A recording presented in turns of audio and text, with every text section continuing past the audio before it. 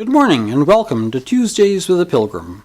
We continue our journey in his steps with chapter 15.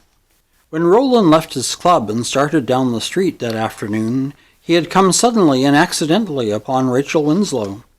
His heart had leapt at the sight of her slim, graceful figure. He walked along beside her, his spirit rejoicing. "I have just been to see Virginia," said Rachel. "She tells me the arrangements are nearly completed for the purchase of the rectangle property." "Yes, it was slow going through the court. Did Virginia show you all the plans and specifications for the buildings?" "We looked over a good many. It's astonishing to me how many ideas Virginia has."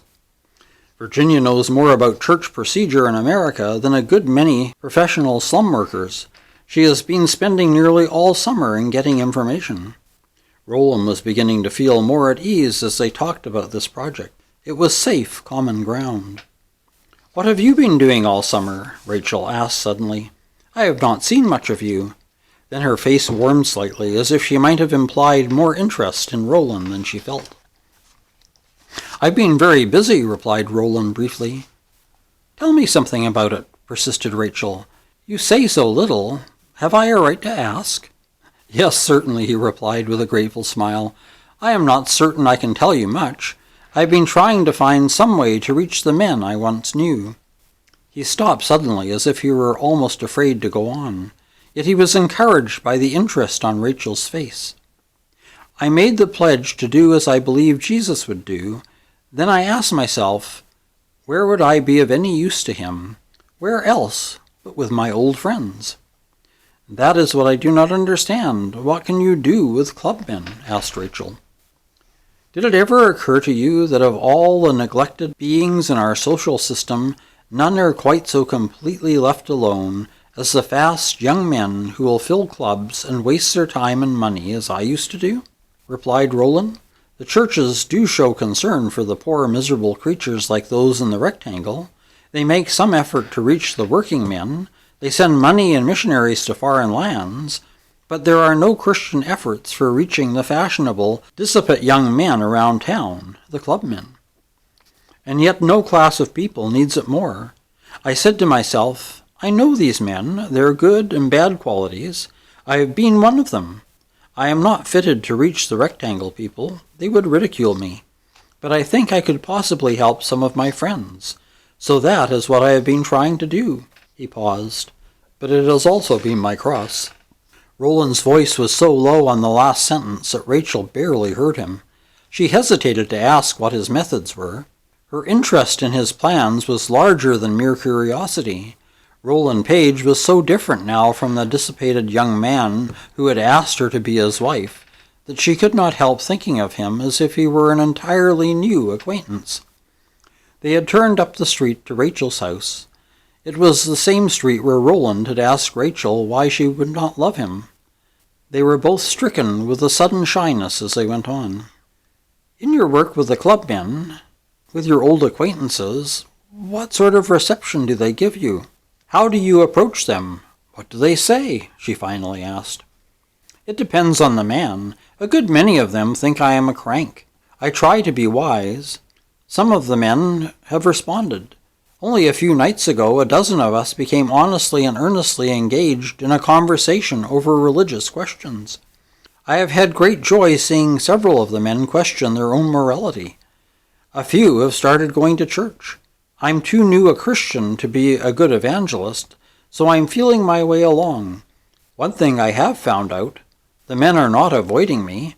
I think that is a good sign. Another thing, I have interested some of them in the rectangle work, and in addition to all the rest, I have found a way to steer several young fellows away from the clutches of gamblers." Roland spoke with enthusiasm. His face was transformed by his interest in the subject that had now become part of his real life. Rachel again noted the vitality of his speech. Underneath it all was a new and deep seriousness. "Do you remember I reproached you once for not having any purpose worth living for?" she asked. "I want to say that I honor you now for your courage and your obedience to the promise you have made." They walked along in silence. Finally Roland said uncertainly, Thank you. It has been worth more to me than I can tell you to hear you say that." He looked into her face for one moment. She read his love for her in that look. When they separated, Rachel went into the house, and sitting down in her room said to herself, "I am beginning to know what it means to be loved by a real man." She rose and walked back and forth. Somehow a glad new joy had come over her, and she also realized that if she were beginning to love Roland Page, it was the Christian man she began to love. The other person never would have moved her to this change. And Roland, as he walked to his home, treasured a hope that had been a stranger to him since Rachel had said no that day on the street. In that hope he went on with his work in renewed enthusiasm. The summer had gone, and Raymond was once more facing the rigor of her winter season. Virginia had been able to accomplish a part of her plan for capturing the rectangle, as she called it, but building of houses in areas and transforming its bleak, bare aspect into an attractive park, all of which was included in her plan, was too large a work to be completed that fall after she had secured the property. Henry Maxwell was impressed, however, by how much had been done in a short time. Yet as he walked through the rectangle one day, he could not avoid the question of the continual degradation of life there. How much had been done for this area, after all? Of course, he said to himself, the redemptive work begun and carried out by the Holy Spirit in that tent meeting had had its effect on the life of all of Raymond.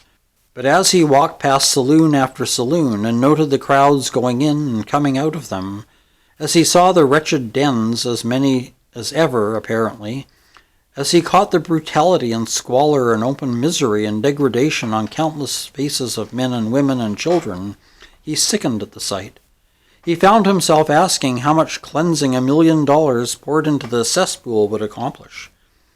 What could even such unselfish Christian discipleship as Virginia's and Rachel's do to lessen the stream of vice, so long as the great spring of vice and crime flowed as deep and strong as ever?